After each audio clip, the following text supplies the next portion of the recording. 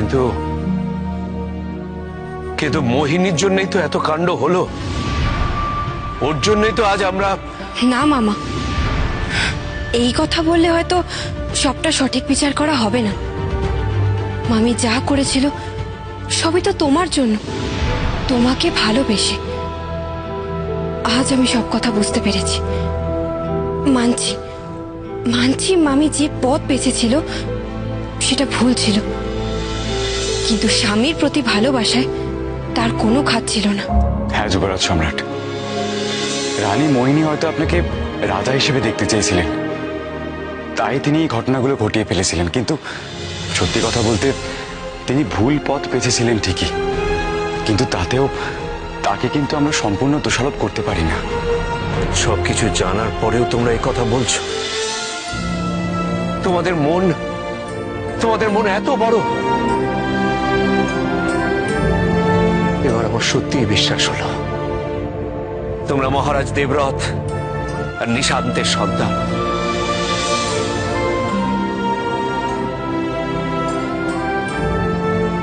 আরো কি জানেন মামা, মামি যা করেছিল তা নিজের ইচ্ছায় করেনি, করেছিল পিশাচী শক্তির পাল্লায় পড়ে। আর হয়তো সে আপনার বিরহে পাগল হয়ে এই কাজ করে ফেলেছিল। ছি ছি ছি ছি, অতি বড় শত্রু ঘর জানো, এরকম কুসন্তান না জন্মায়। ছি ছি ছি, আপনারা চুপ করুন, আমি হাত জোড় করে বলছি, আপনারা দয়া করে চুপ করুন। আপনারা এরকম বলবেন না ওনাকে, আমার কথাটা একটু শুনুন, একটু শুনুন। এসব মিথ্যে কথা, আপনারা কেউ জানেন না সত্যিটা কি, এই সমস্ত কথা মিথ্যে। আমি হাত জোড় করে অনুরোধ করছি, আপনারা ওকে এইভাবে অপমান করবেন না, করবেন না। তাহলে সত্যিটা কি বলুন?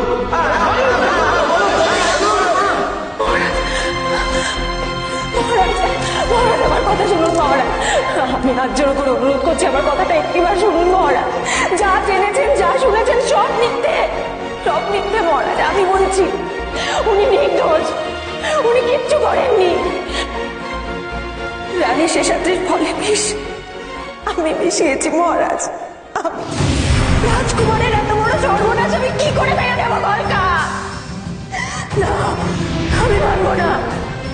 আমি বাঁচাবো আমার স্বামীকে, আমি বাঁচাবো, আমি যে করেই হোক।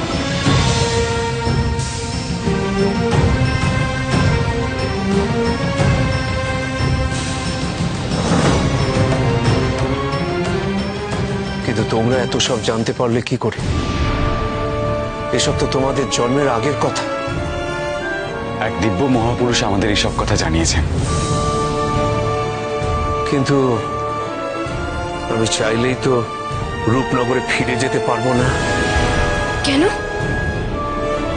আমি যে তোমার পিতাকে কথা দিয়েছিলাম। তবে রূপনগরে আপনার মতো অপরাধের কোনো স্থান নেই, সেক্ষেত্রে কড়া পদক্ষেপ নিতে আমি বাধ্য হব। জীবিত বা মৃত কোনো অবস্থাতেই আপনার কোনো সন্ধান যেন এই রাজ্যের ত্রিসীমানায় না পাওয়া যায়। আপনার স্ত্রী সহ রাজ্যের সমস্ত মানুষ জানবে যে আপনার দেহ ছিন্ন ভিন্ন হয়ে খাদের নিচে।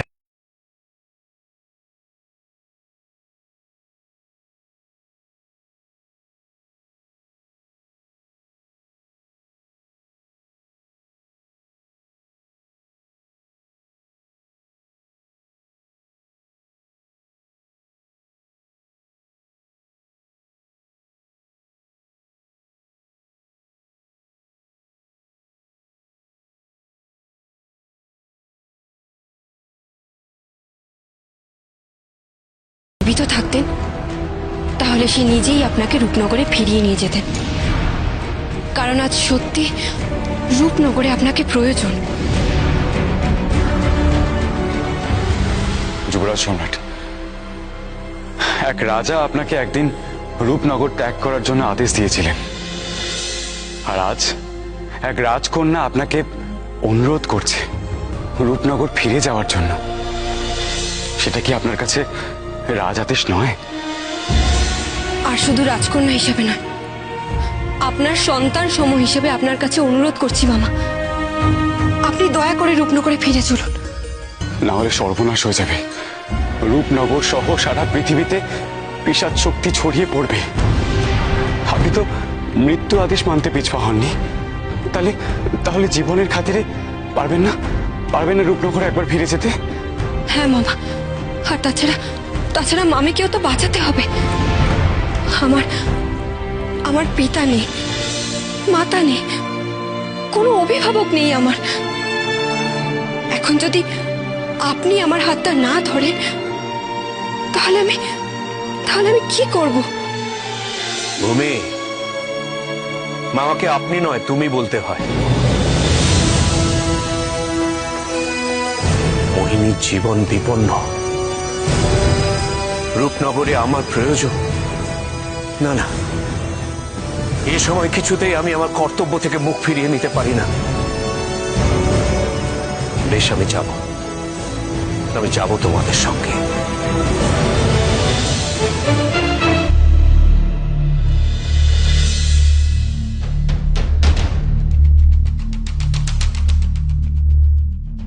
আমলও যা, মোহিনী জলের পাত্রটা রাখলো কোথায়? ওই ভাগ্যের ঝর্ণার জল আমার চাই চাই। ওই জল আমাকে দেবে অমোঘ শক্তি।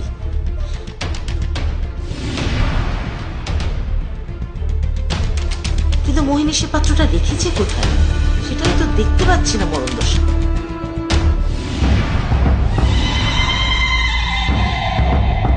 আমলও যা, ওই তো সেই জলের পাত্র।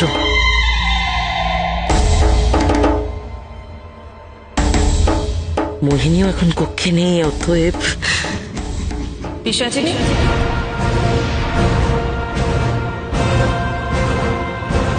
কি ব্যাপার, তুমি আমার কক্ষে হঠাৎ?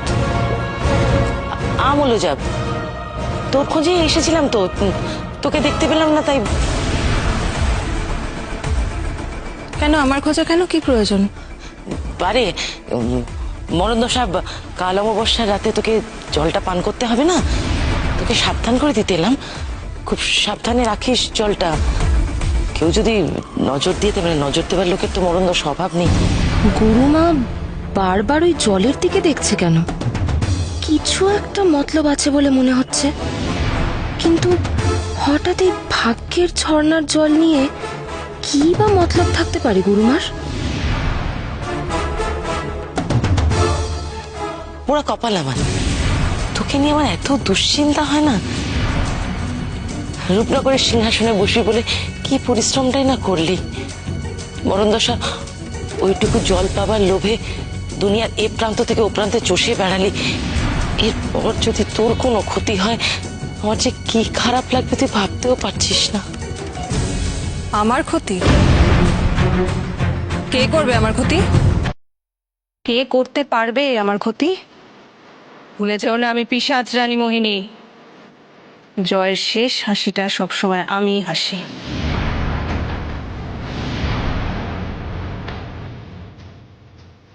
মনোজা, খুব যে আত্মবিশ্বাস দেখছি তোর। দাঁড়া, একটু সবুর কর। তোর শেষ জয়ের হাসি শেষ পর্যন্ত কান্নায় পরিণত না হয়।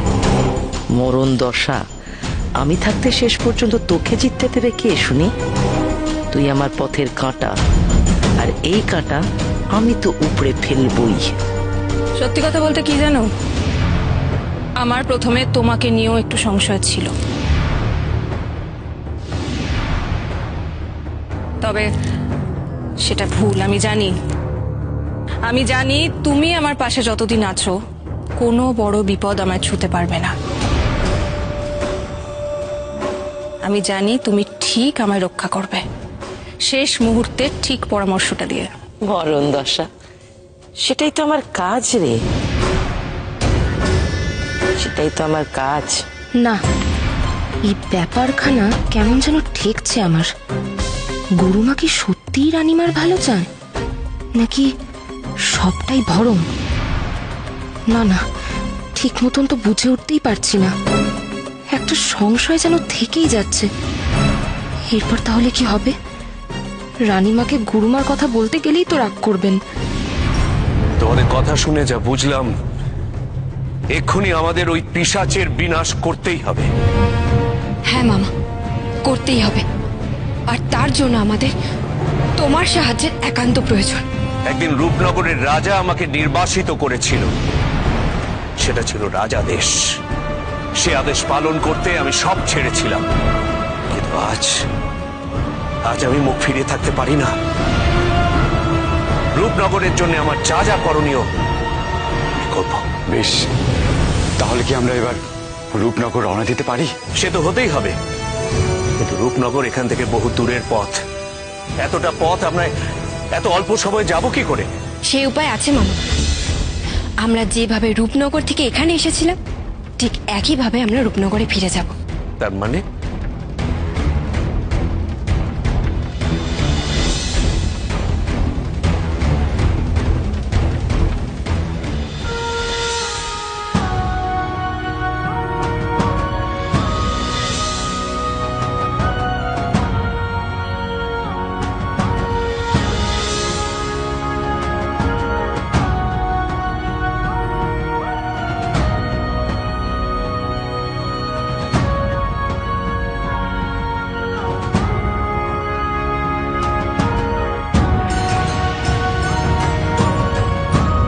এসো মামা।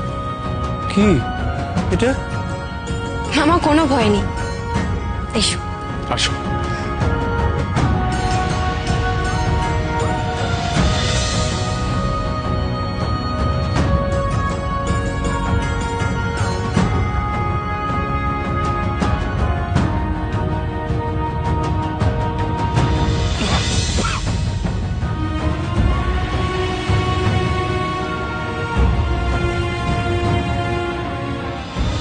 খুব মন দিয়ে শোনো, রানী মোহিনী কোনোভাবেই যেন ওই জল না খেতে পারে সে বিষয়ে আমাদের দেখতে হবে। যে করেই হোক ওই জল আমাদের লুকিয়ে রাখতেই হবে। সামনের অমাবস্যা পর্যন্ত পিশাচ রানী ওই জল খাবে না আমরা জানি, কিন্তু তারপর আমি আশা করছি তার আগেই ভূমির এখানে ফিরে আসবে। কিন্তু দেখো, আমি কিন্তু তোমাদের দুজনের ওপর সম্পূর্ণ ভরসা করছি, কারণ আচার্যদেব আমাকে বলেছেন তোমরা আদপে আমাদেরই সাহায্য করতে চাও। হ্যাঁ, সে তো আমরা চাই। এতদিন আমরা পিশাচ রানীর সঙ্গে থেকে ওর মতিগতি অনেক জানতে পেরেছি, আর ওই জল রক্ষা করতে গেলে আমাদের আর একজনের সাহায্য প্রয়োজন। সে না হলে এই জল রক্ষা করতে পারবে না। হ্যাঁ, আর সে হলো কলকা। কলকার সাহায্য ছাড়া আমরা পিশাচ রানীর ঘর থেকে ওই জল কিছুতেই সরাতে পারবো না। বেশ, আমি নিজে কলকার সঙ্গে কথা বলবো। আচার্যদেব আমাকে সেরকমই বলে পাঠিয়েছে। এই, কার সাথে কথা বলছিস তোরা?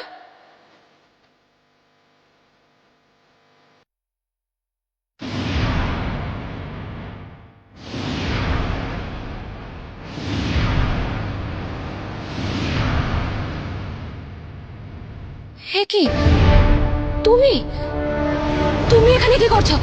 রানীমা, রানীমা, রানী!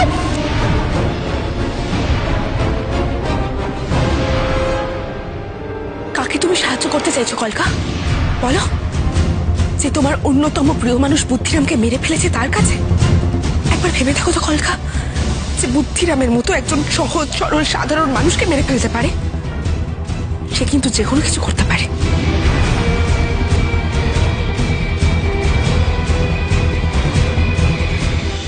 কলকা, এভাবে ভেঙে পড়লে চলবে না।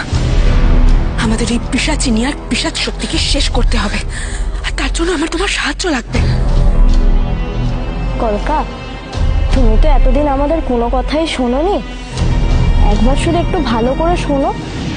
হ্যাঁ কলকা, আমাদের রানীমা সেও কিন্তু খুব বিপদে আছে, আর ওই পিশাচিনী গুরু মায়ের একমাত্র লক্ষ্য হলো ওই ভাগ্যের ঝর্ণার জল। সেই জল যদি একবার হাতে পেয়ে যায় সেও কিন্তু রানীমাকে শেষ করে দেবে। কিরে কি?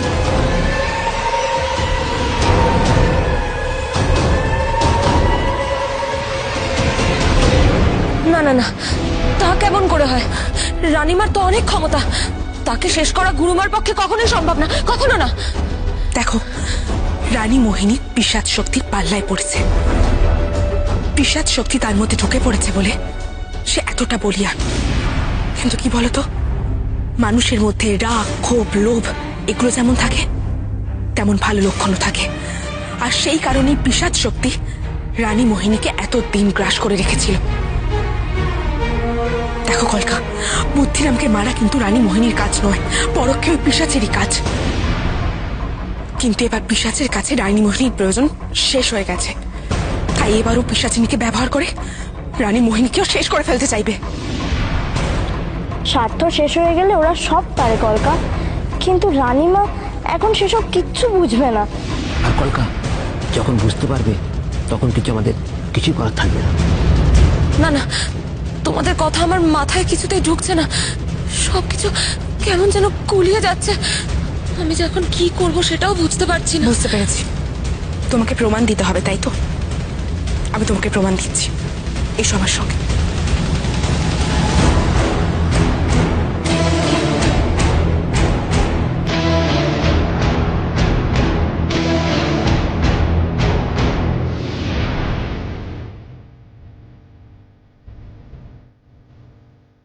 ওই সিন্ধি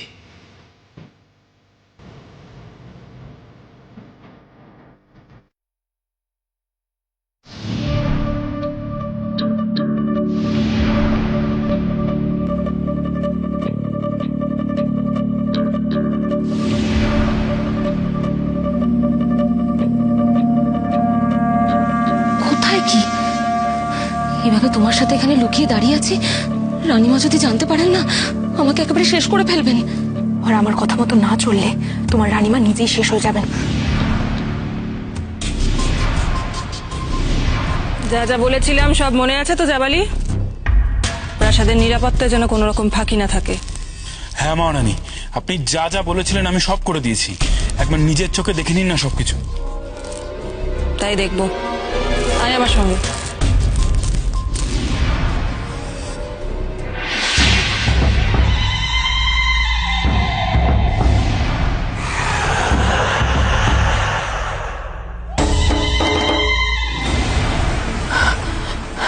আর দাঁড়িয়ে থেকো না, যাও যাও, তাড়াতাড়ি যাও যাও।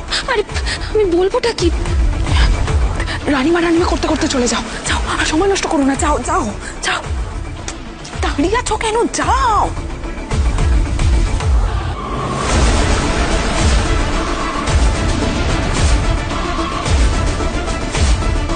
রানীমা, রানীমা কোথায় গেলেন? রানীমা, কি হলো মরণ দশা? চেঁচাচ্ছিস কেন? কি চাই? না আমি তো রানীমার সঙ্গে দেখা করতে এসেছি, কিন্তু গুরুমা তুমি এখানে কি করছো? মূলচা, আমিও মোহিনীর সঙ্গে দেখা করতে এসেছিলাম, কিন্তু ও তো এখানে নেই।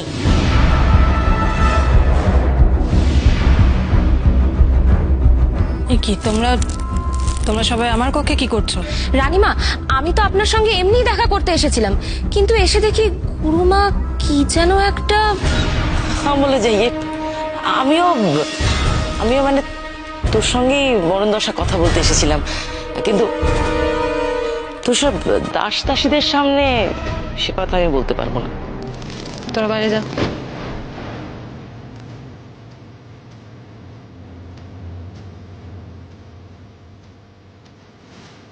বলো এবার কি বলার আছে?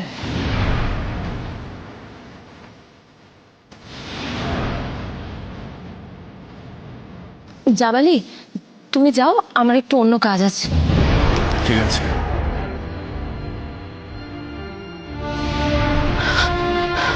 কি দেখলে? না এই গুরুমার উদ্দেশ্য তো সত্যিই ভালো না। এবার বলো রানীমাকে রক্ষা করতে গেলে আর কি কি করতে হবে? এখন একটাই কাজ, ভূমিরা রূপনগরে ফেরা না অবধি আমাদের ভাগ্যের ঝর্ণার জল লুকিয়ে রাখতে হবে। কি? অসম্ভব। রানীমা গুরুমা দুজনেই মায়া জানেন, ওদের সামনে থেকে জল লুকিয়ে রাখা কোনো মতেই সম্ভব নয়। তুমি অন্য কিছু ভাবো। এটা আমাদের করতেই হবে কলকা, আর কোনো উপায় নেই। ভাগ্যের ঝর্ণার জল লুকিয়ে না রাখলে খুব অসুবিধা হয়ে যাবে। আগে ভূমিরা ফিরুক, তারপর যা হবে দেখা যাবে। কিন্তু ভূমিরা কোথায়? অমাবস্যার কিন্তু আর বেশি দেরি নেই। তার মাঝে যদি গুরুমা কিছু করে দেয় তাহলে কিন্তু সর্বনাশ হয়ে যাবে। সত্যি তো, ভূমি অগ্নিরা কোথায় আছে এখন? কবে এসেই বা পৌঁছবে এই রূপনগরে? দুদিনে এই মোহিনী আর পিশাচ রানীকে আটকে রাখতে পারবো তো?